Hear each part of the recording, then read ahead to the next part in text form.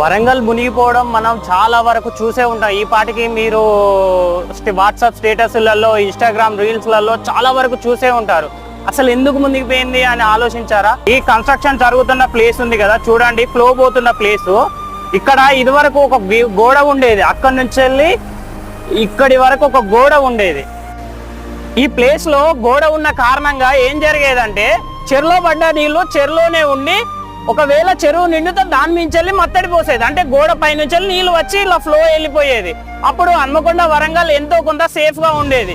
మొన్న పడ్డ వర్షానికి చెరువు నిండి ఫ్లో వెళ్ళిపోతుంది, ఎందుకంటే దాన్ని ఆపే గోడ లేదు కదా.